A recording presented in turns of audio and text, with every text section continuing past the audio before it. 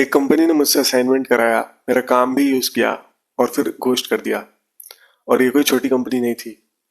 तो इस वीडियो में मैं तुम्हें अपने दोनों ऑन साइट जॉब्स के बारे में बताऊंगा। मैंने कैसे अप्लाई किया, इंटरव्यू कैसे क्रैक किया और वहाँ पर मेरा एक्चुअल एक्सपीरियंस कैसा था। तो देखो, मैंने अपने पहले इंटर्नशिप और एजेंसी वाले एक्सपीरियंस के बारे में मेरी पहली वीडियो में बात कर रखी है। तो इस वीडियो में मैं डायरेक्टली अपने ऑन साइट जॉब्स के बारे में बात करूंगा, जहाँ मैं फिजिकली ऑफिस जाता था। सोचो 20 साल की एज में ही। तो मेरे एजेंसी में मेरा काम बहुत सही चल रहा था, मेरे कनेक्शंस भी अच्छे खासे बन गए थे, मेरी टीममेट से मेरी दोस्ती हो गई थी, फाउंडर से भी मेरी बहुत अच्छी दोस्ती हो गई थी।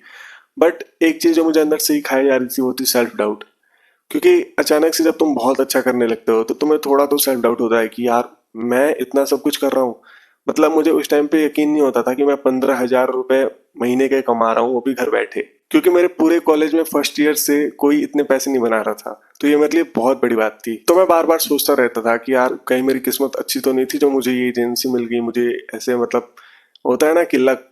तो मुझे लगता था कि यार, ये मेरा लक होगा जो मुझे इतना काम मिल गया। बट क्या मैं कभी एज ए एम्प्लॉय काम कर पाऊंगा बड़ी बड़ी कंपनीज में जैसे एम्प्लॉय जाते हैं? एंड क्या ये क्रिएटिव काम सच में एग्जिस्ट करते हैं ऑफिस में? क्योंकि मुझे आइडिया नहीं था कि लाइक ऐसे सोशल मीडिया मार्केटिंग या फिर सोशल मीडिया मैनेजर ऐसे रोल्स एग्जिस्ट करते होंगे जिनको करने में इतना मजा आता है। तो यार, आई वाज थिंकिंग कि am I actually capable of surviving in a proper office. तो ये सोच के ही मैंने अप्लाई कर दिया। उस टाइम पे मैं स्क्रिप्ट राइटर था बस, बट मुझे इंटर्न सलाह पे जितनी भी राइटिंग से रिलेटेड वो जॉब्स दिखे, be it copy writing, script writing, content writing, मैंने सब में अप्लाई कर दिया। इंटर्न की पोजीशन हो या फुल टाइम पोजीशन हो, मैंने कुछ नहीं देखा, मैं बस अप्लाई करता गया। एंड मुझे याद है मैंने 10-12 कंपनीज में अप्लाई किया, जहां से 6 से 7 कंपनीज का रिप्लाई आया था कि hi Aditya, you are shortlisted. And उसके बाद असाइनमेंट वाला पार्ट स्टार्ट हुआ। बट अब मैं वीडियो में आगे बात करूं इससे पहले मैं तुम्हें लिंक्डइन और ये हायरिंग कल्चर का एक डार्क साइड बताने वाला हूं, जो तुमने शायद कभी नोटिस ना किया हो। तो देखो, कुछ कंपनीज ऐसा करती हैं कि वो तुम्हें शॉर्ट लिस्ट कर देंगी, तुमसे टास्क भी करवा लेंगी एंड तुम्हारा असाइनमेंट भी यूज कर लेंगी, बट फिर वो ना रिप्लाई करते हैं ना मैसेज करते हैं। और ऐसा मेरे एक दोस्त के साथ हुआ था। उसने लिंक्डइन पे एक लड़के की पोस्ट देखी, वो कुछ इंस्टाग्राम मैनेजर के लिए था कि लाइक हम किसी ऐसे को ढूंढ रहे हैं जो हमारे क्लाइंट्स के इंस्टाग्राम हैंडल्स मैनेज कर सके। तो मेरा दोस्त, उसको 2-3 महीने का एक्सपीरियंस है, तो उसने वहां पर अप्लाई कर दिया। एंड फिर उधर से मैसेज आया कि hello, you are shortlisted. तो इसको लगा कि ओ, ये तो क्रेजी हो गया। अब उन्होंने टास्क दिया, तो इसने टास्क भी करके दे दिया एंड बहुत अच्छे से टास्क किया था। बट जैसे ही उनको ये इसने टास्क भेजा, उधर से 2-3 दिन तक कोई मैसेज नहीं आया। तो फिर इसने सोचा कि चलो ठीक है, क्योंकि यूजुअली कंपनीज 1 वीक तक का तो टाइम लेती हैं रिप्लाई करने में। तो इसने 1 वीक तक का वेट किया। बट फिर जब 1 वीक के बाद भी उनका मैसेज नहीं आया, तो ये बहुत परेशान हो गया एंड इसने लिंक्डइन पे जाके उनको मैसेज किया। वो जिस लड़के ने हायरिंग वाली पोस्ट डाली थी लिंक्डइन पे कि हेलो सर, मैंने अप्लाई किया था बट एंड टास्क भी कंप्लीट कर दिए, बट आपका कोई मैसेज नहीं आया। तो उधर से वो लड़का कहता है कि sorry, I have already selected someone else. And actual में उसका काम उसने यूज कर लिया था जो उसने टास्क में करके दिया था। तो फिर जब उसने ये बात मेरे से बताई तो मैंने सोचा कि जरा देखो तो मतलब कौन है जो हायरिंग की पोस्ट डाल रहा है। तो मैंने जब उस बंदे का प्रोफाइल खोला, उसमें ना तो कोई एक्सपीरियंस था। उसके लिंक्डइन प्रोफाइल में सिर्फ 4 एक्सपीरियंस थे एंड वो भी इंटर्नशिप के। एंड 2 ऐसी कंपनीज नहीं थी, वो एनजीओ है एंड उनको मैं जानता हूँ। वो या तो अनपेड काम कराते हैं या फिर टास्क बेस्ड करते हैं कि लाइक तुम अगर कोई पर्टिकुलर टास्क कंप्लीट करते हो या इतने मतलब उसमें कुछ अलग ही सिस्टम होता है उनका, तो वो टास्क बेसिस पे होता है। तो अगर वो तुम कंप्लीट कर लेते हो तो तुम्हें कुछ पैसे मिल जाते हैं, जैसे 1,000-2,000। बट बाकी वो अनपेड होता है। तो उसका उसमें एक्सपीरियंस था एंड उसने हायरिंग वाली पोस्ट डाल रखी थी। तो ऐसा लोग इसलिए करते हैं ताकि उनको इंगेजमेंट मिले या फिर ऐसे, पता नहीं, बट वो फालतू में अपना भी टाइम वेस्ट करते हैं एंड जो अप्लाई करने वाले हैं उनका भी टाइम वेस्ट करते हैं। तो ये बात तुम याद रखना। एंड मेरे साथ भी ऐसा ही हुआ था, बट मेरे साथ जिसने किया था वो अच्छी अच्छी कंपनीज थी। उन्होंने मेरा असाइनमेंट तो ले लिया बट उधर से फिर रिप्लाई बैक नहीं किया, और मैंने भी फिर वहां पे मैं गया नहीं क्योंकि मुझे पता था कि क्या हो रहा है। बट कुछ कंपनी से जेन्युइन रिप्लाई आया, कुछ में ऑनलाइन इंटरव्यूज हुए एंड कुछ में ऑफलाइन इंटरव्यूज हुए। ऑनलाइन इंटरव्यूज मेरे उतने अच्छे नहीं गए थे क्योंकि मैं उसमें इंटरेस्टेड भी नहीं था, क्योंकि ऑनलाइन तो मैं कर ही रहा था सब, मुझे ऑफलाइन चाहिए था। बट एक कंपनी थी जहां से मुझे मैसेज आया कि हाय, यू आर शॉर्ट लिस्टेड, हम आपको एक टास्क दे रहे हैं, आपको टास्क करो। तो मैंने उनका टास्क किया।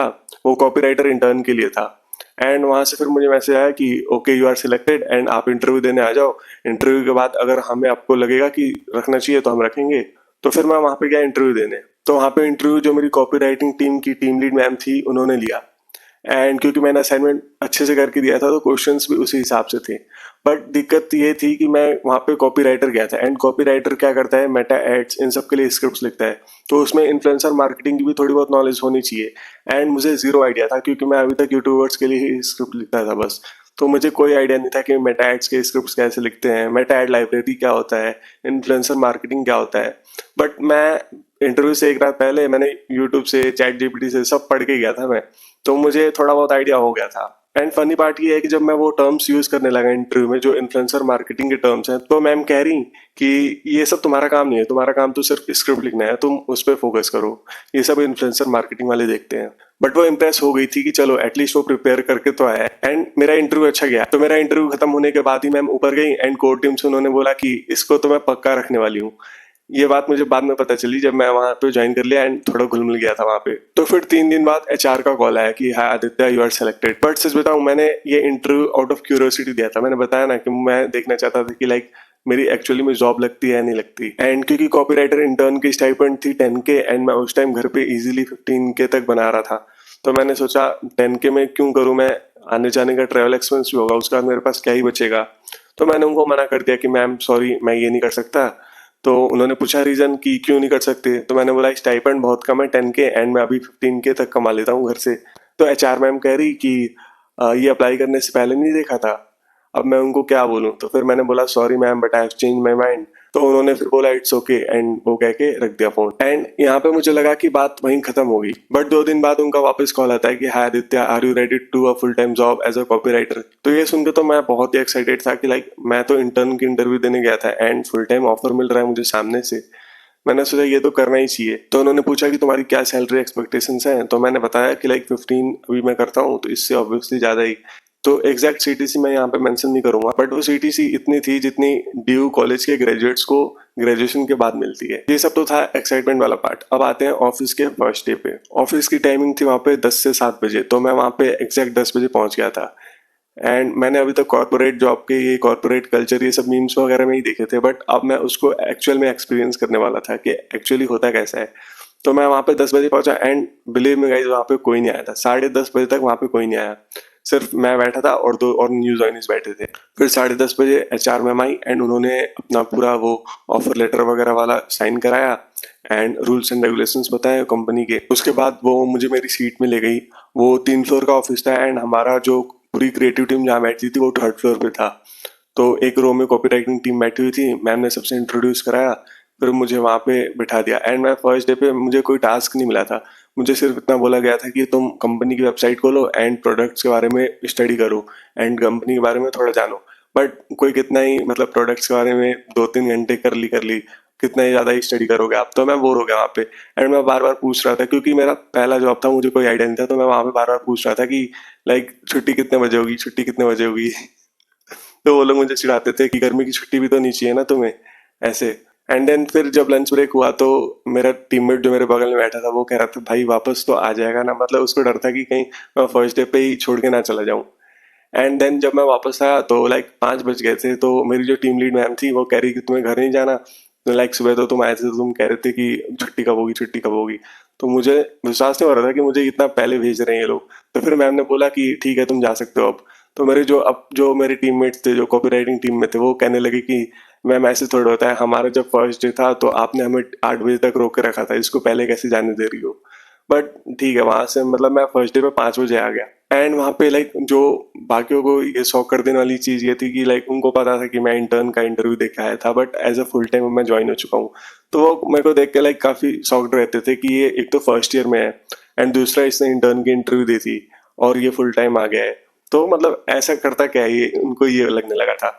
बट मुझे तो कॉपी राइटिंग का कुछ भी नहीं आता था, मैं तो वहां पे अब सीखने वाला था। फिर धीरे धीरे मैंने वहां पे काम सीखा, सब कुछ स्मूथ चलने लगा, मुझे काम भी आ गया था कैसे एड्स लिखते हैं। मतलब मुझे लगता था कि कॉपी राइटिंग भी स्क्रिप्टिंग जैसा ही होता है, बट कॉपी राइटिंग बहुत अलग है स्क्रिप्टिंग से। स्क्रिप्टिंग तुम किसी को नॉलेज देने के लिए लिखते हो, बट कॉपी राइटिंग में तुम्हें सेल्स चाहिए। तुम जो लिख रहे हो उससे तुम किसी को इन्फ्लुएंस कर सको कि वो तुम्हारा प्रोडक्ट खरीदे। ये सब को नजर में रखते हुए कॉपी राइटिंग करते हैं। तो मुझे ये सब आ गया था। एंड लाइक वहाँ पे फाउंडर्स भी बहुत अच्छे थे, वहाँ के लोग भी सब अच्छे थे। बट फिर कुछ पर्सनल वजह से मैंने वहाँ पे क्विट कर दिया, मजा नहीं आ रहा था। फिर दूसरी कंपनी जो मैंने ज्वाइन की वो रेफरल था। मेरे कॉलेज के एक सीनियर भैया थे, उन्होंने मुझे रेफर किया था अपनी कंपनी में as a social media marketing intern.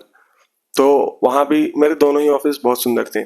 वहाँ भी मेरा काम बढ़िया था। लाइक वहाँ पे तो सबसे एक जो चीज़ मुझे अच्छी लगती थी वो था वर्क लाइफ बैलेंस। लाइक वहाँ पे सर खुद कहते थे कि लाइक भले से तुम सिर्फ 5 घंटे ही ऑफिस में रहो लेकिन तुम्हारा काम प्रोडक्टिव होना चाहिए। तो मुझे ये चीज़ वहाँ पे बहुत अच्छी लगती थी। एंड सारे टीममेट्स इतने कूल थे, मतलब बहुत ही चिल थे वो वहाँ पे। कोई 2 घंटे काम कर रहा है, मतलब वहाँ पे हम जितना काम करते थे उससे ज़्यादा तो हम गेम्स खेलते थे, उनो खेलते थे एंड बाकी सब गाने सुनते थे। बट जो भी उनका काम था वो सब अपना काम बहुत रिस्पॉन्सिबिलिटी से करते थे। फिर मैंने वहाँ पे भी 1 महीना काम किया। बट वहाँ पे जो मेन दिक्कत थी मेरी वो ट्रैवल का था। लाइक मुझे एक साइड से 2.5 घंटे लगते थे एंड दूसरी साइड से 2.5 घंटे लगते थे, तो मुझे दिन के 5 घंटे सिर्फ ट्रैवल में जाते थे। तो उस टाइम मैं लाइक सर ने तो पूरी छूट दे रखी थी कि तुम 5 घंटे ही ऑफिस में रहो बट प्रोडक्टिव काम करो। बट सोचो मैं 11 बजे तक ऑफिस में पहुंच रहा हूँ, उसके बाद लाइक थोड़ा सेटल होने में 11:30 हो ही जाता है। तो उसके बाद भी मेरा काम उतना प्रोडक्टिव नहीं हो पाता है। एंड फिर मैं अगर चाहूँ कि वो मैं घर आके करूँ तो घर भी मैं आता था 9:30 बजे 10 बजे। तो फिर उस टाइम भी मेरे से वो काम नहीं हो पाता था। एंड ऑफिस का काम छोड़ के मैं अपना कुछ नहीं कर पा रहा था। लाइक मेरे से कुछ मेरा प्रोडक्टिव काम नहीं हो पा रहा था, मुझे कॉलेज भी देखना था। तो इन सब की वजह से मैंने वहाँ पे फिर सर को मैसेज डाला कि सर मैं आ नहीं कर पाऊंगा। तो फिर सर ने मेरे से रीज़न पूछा क्यों, तो मैंने उनको एग्जैक्ट रीज़न बता दिया कि ट्रैवल की बहुत दिक्कत हो रही है। तो फिर सर ने बोला कि इसको फिगर आउट करो। लाइक जो हमारे वहाँ पे मैनेजर थे, जो फाउंडर थे उस कंपनी, उन्होंने बोला कि फिगर आउट करो। ऐसा तो नहीं होगा कि तुम्हें सारी कंपनीज तुम्हें जितने भी जॉब्स मिलेंगे वो तुम्हारे घर के बगल में होंगे। कभी ना कभी ट्रैवल तो करोगे लाइफ में। एंड अभी जो तुम्हारी सिचुएशन है इस पे इंस्टेंट रिएक्ट मत करो, थोड़ा सोचो, फिगर आउट करो। या तो लाइक घर वालों से बात करके इधर पीजी ले लो, या फिर कुछ तो उन्होंने बताया था लाइक ऊबर सेटल, हाँ ऊबर सेटल करके ऑफिस, अभी मेट्रो से आता था मैं। तो उन्होंने बोला कि एक बार बाई रूट ट्राई करके देखो। बट मैंने सब ट्राई कर लिया एंड वही था कि लाइक ट्रेवल में बहुत ज़्यादा टाइम जाता था। तो मैंने वहाँ भी बोला कि सर ठीक है नहीं हो पा रहा मैनेज। तो सर ने बोला इट्स ओके, अब तुमने मन बना लिया तो हम तुम्हें रोकेंगे नहीं। फिर मैंने ये 2 कंपनीज में एक एक महीना काम करके दोनों को छोड़ दिया एंड अब सोचा कि अब वर्क फ्रॉम होम करेंगे एंड अपना कुछ बिल्ड करेंगे। तो ये थी मेरी कॉर्पोरेट जर्नी। अब देखो, अब अगर तुम कोई ऐसा हो जो ये सोच रहा है अभी कि लाइक कि मैं जॉब करूं या फिर अपना कुछ बिल्ड करूं, तो मैं ज्ञान देने वाला तो कोई नहीं होता हूँ। बट देखो मैंने भी तभी सीखा जब वहाँ पे 2 महीने काम कर लिया। अगर कोई मेरे से उस टाइम पे आके बोलता, जब मैंने काम अभी स्टार्ट नहीं किया था, ऑफलाइन काम करना स्टार्ट नहीं किया था, तब मेरे से अगर कोई आके बोलता कि यार कॉर्पोरेट लाइफ सबके लिए नहीं बनी या फिर कॉर्पोरेट में कभी मत जाना, तो मैं शायद उसकी बात नहीं मानता। क्योंकि मुझे खुद से एक्सपीरियंस जब तक नहीं हुआ तब तक मैं नहीं सीख पाया कि लाइक ट्रैवल भी देखना होता है, फिर तुम्हें अपने भी काम देखने होते हैं। तो ये सब मुझे एक्सपीरियंस करने के बाद ही पता चला कि मेरे लिए क्या सही है क्या गलत है।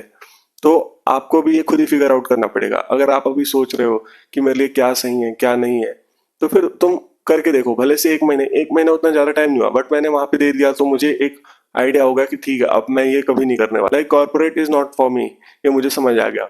तो वैसे ही आप भी जब काम करना स्टार्ट करोगे तो आपको भी इवेंचुअली आपको समझ आ जाएगा कि लाइक क्या चीज़ आपके लिए बनी है और क्या नहीं बनी। और अगर आपको ऐसा लगे कि ठीक है मुझे वर्क फ्रॉम होम नहीं जम रहा, मैं ऑफिस जाऊंगा तभी मैं, क्योंकि मेरे कुछ ऐसे भी दोस्त हैं जिनको मैं वर्क फ्रॉम होम अभी भी ऑफर करता हूँ कि लाइक मेरे पास कुछ ओपनिंग्स हैं, वर्क फ्रॉम होम कर लो। तो वो कहते हैं नहीं, वर्क फ्रॉम होम में मुझे सीखने को नहीं मिलता, मुझे ऑफिस चाहिए।